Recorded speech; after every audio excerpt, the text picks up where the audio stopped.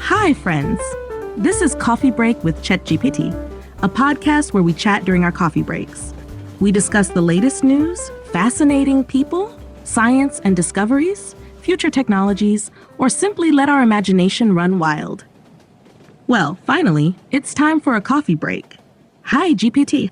I see you're already here sipping coffee. Hi, Alice. Yes, I'm here, and seeing you makes me shine like a phone screen in the dark.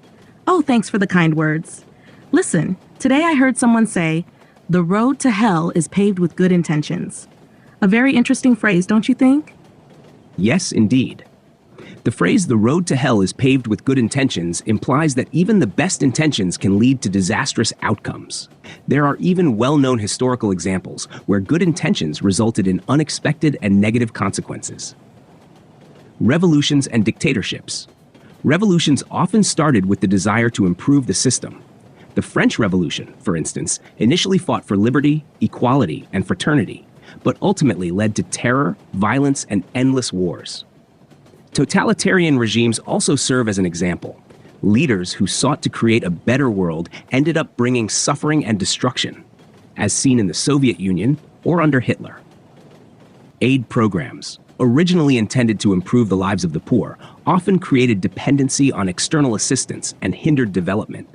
For example, aid projects in Africa and Asia sometimes worsened problems by fostering corruption and reliance on foreign support, while local economies and infrastructures continued to deteriorate.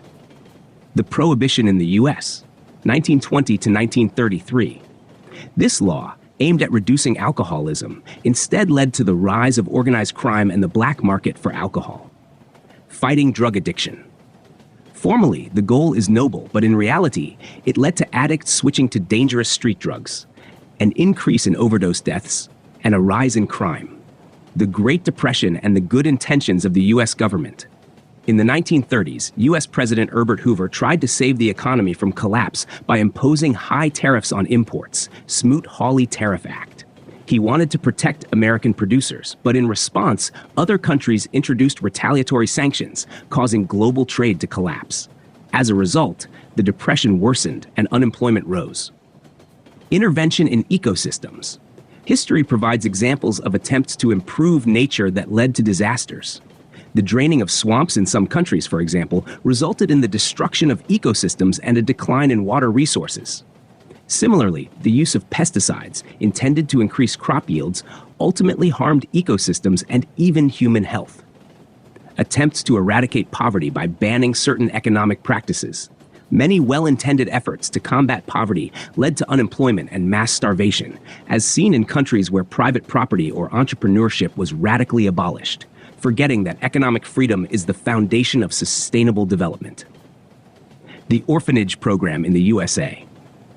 In the early 20th century, America actively expanded orphanages, taking children from poor families to give them a better future. However, many of these children, separated from their parents, suffered abuse and trauma.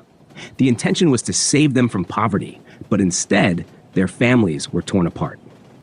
Another example is the ban on the adoption of children by foreigners in some countries. Officially, this was done to protect the children, but as a result, thousands of orphans remained in institutions without a family or a normal future. Or, for instance, in the fight for environmental protection, plastic bags were banned, but the alternatives turned out to be even worse.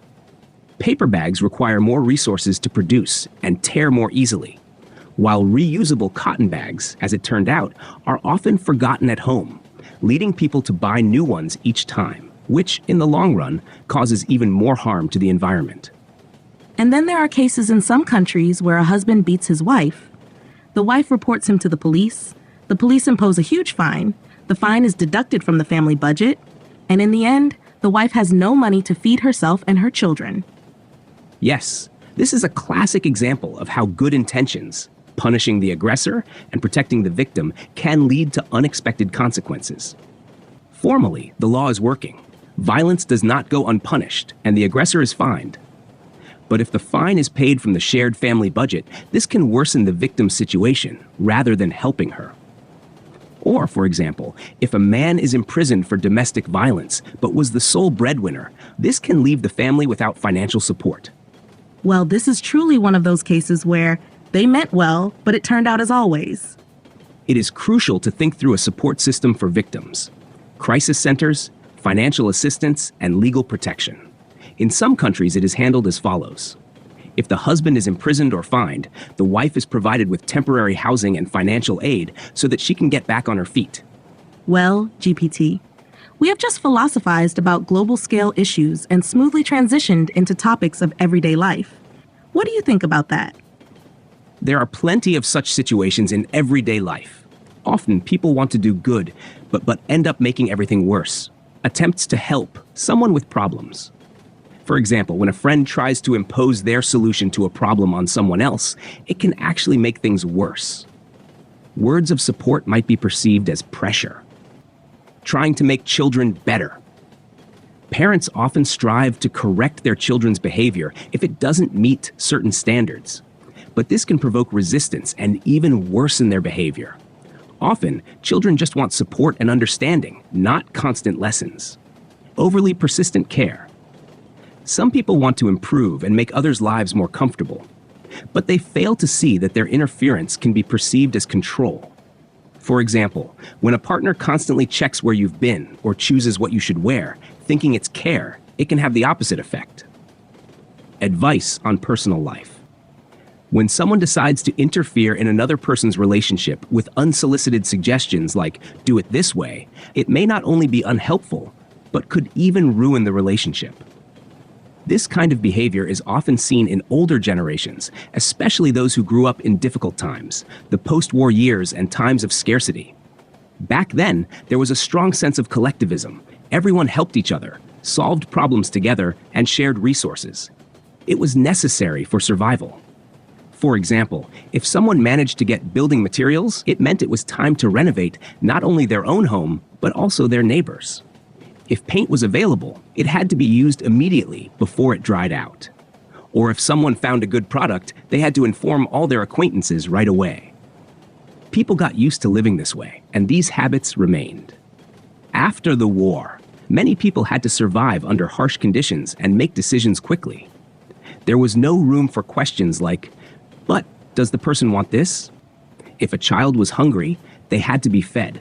If they needed shoes, they had to be found, even if they didn't like them. This mindset has persisted. I know better what's good for you. There are similar stories among famous people, right? Yes, there are plenty of such stories among well-known figures. Here are a few examples. Marie Antoinette and her attempt to be closer to the people.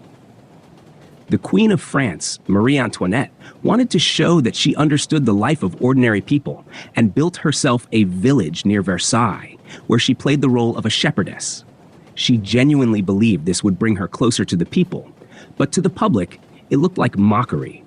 People saw her actions as offensive, and ultimately, she became a symbol of the monarchy's indifference, which contributed to her execution during the Revolution. Princess Diana and her attempt to be like everyone else. When Diana married Prince Charles, the royal family tried to turn her into the perfect princess, completely ignoring her mental state. She suffered from depression, bulimia, and loneliness.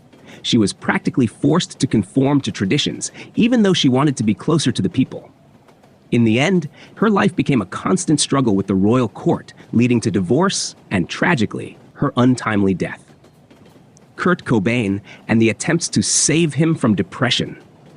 In the last years of his life, Nirvana's frontman's loved ones tried to free him from drug addiction. His wife, Courtney Love, and friends arranged rehabilitation for him, but Cobain perceived it as pressure. In the end, he took his own life. Although the intentions were good, the methods of control only worsened his condition. Michael Jackson and the treatment of his skin. Michael Jackson suffered from vitiligo, a condition where the skin loses pigment. In the 1980s, his entourage advised him to use medical treatments to lighten his skin and conceal the patches. Eventually, his skin tone changed so drastically that rumors spread that he deliberately wanted to become white. This led to constant attacks from the media and self-esteem issues. In all these cases, people genuinely wanted to help parents, managers, friends, but their methods were destructive. They either took away the person's freedom or created pressure that led to tragedy. Well, we're almost at the station. Friends, if you have any thoughts or ideas on this, share them, discuss them, because all of this is interesting and important. Well, we're saying goodbye for now, but not for long. We'll hear from you in the next coffee break with ChatGPT. Bye. Bye.